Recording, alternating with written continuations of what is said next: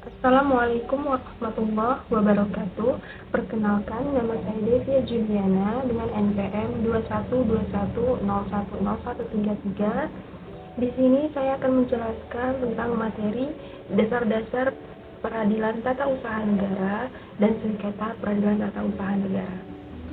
Baiklah, saya akan langsung masuk ke materi pembahasan. Dasar-dasar peradilan tata usaha negara.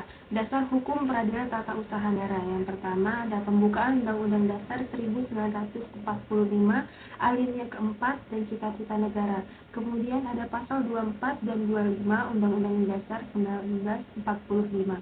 Staf MPR nomor 4 garis miring MPR tahun 1978 bab 4 tentang GBHN. Selanjutnya ada pasal 10 Undang-Undang nomor 4 tahun 2004 tentang kekuasaan kehakiman.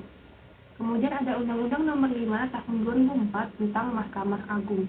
Undang-Undang nomor 5 tahun 1986 tentang peradilan tata usaha negara junto Undang-Undang nomor 9 tahun 2004 tentang perubahan atas Undang-Undang nomor 5 tahun 1986 tentang peradilan tata usaha negara. Kemudian ada Undang-Undang nomor 51 tahun 2009 tentang perubahan kedua atas Undang-Undang nomor 5 tahun 1986 tentang peradilan tata usaha negara.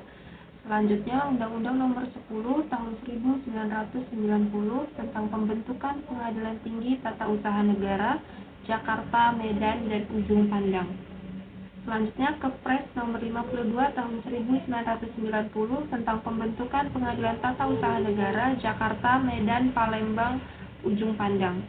Selanjutnya Kepres nomor 21 tahun 2004 tentang pengalihan organisasi, administrasi, dan finansial di lingkungan peradilan umum, peradilan tata usaha negara, dan peradilan agama dari Departemen Kehakiman dan HAM ke Mahkamah Agung. Yang terakhir, Peraturan Presiden Nomor 13 Tahun 2005 tentang Sekretariat Mahkamah Agung. Asas-asas peradilan tata usaha negara. Yang pertama ada asas praduga res matic, yang kedua asas pembuktian bebas, yang ketiga asas keaktifan hakim atau dominus litis, yang keempat asas putusan pengadilan mempunyai kekuatan mengikat atau erga omnes. Sumber-sumber peradilan tata usaha negara. Sumber-sumber formal hukum administrasi negara adalah 1. Undang-undang, hukum administrasi negara tertulis, yang kedua praktik administrasi negara, hukum administrasi negara yang merupakan kebiasaan, yang ketiga ada jurisprudensi, dan keempat anggapan para ahli hukum administrasi negara.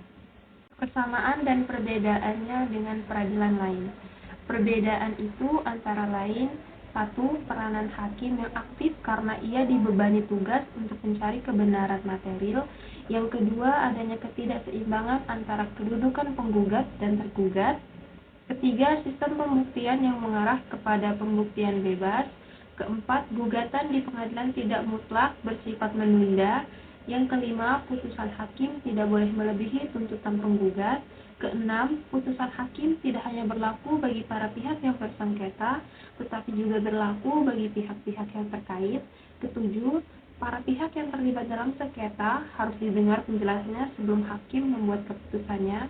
Yang ke-8, dalam mengajukan gugatan harus ada kepentingan dari sang penggugat. Sengketa tata usaha negara.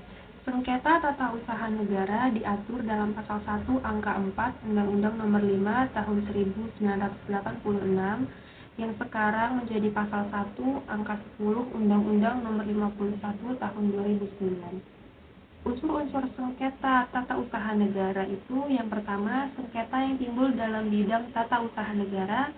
Kedua, antara orang atau badan hukum perdata dengan badan atau penjabat tata usaha negara.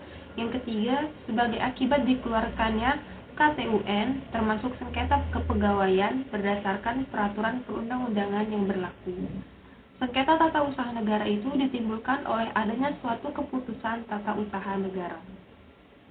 Keputusan tata usaha negara menurut pasal 1 angka 3 yang sekarang menjadi pasal 1 angka 9 Undang-Undang nomor 51 tahun 2009, Undang-Undang nomor 5 tahun 1986 dimaksudkan sebagai suatu penetapan tertulis yang dikeluarkan oleh badan atau penjabat tata usaha negara yang berisi tindakan hukum tata usaha negara yang berdasarkan peraturan perundang-undangan yang berlaku, yang bersifat konkret, individual, dan final, yang menimbulkan akibat hukum bagi seseorang atau badan hukum perdata.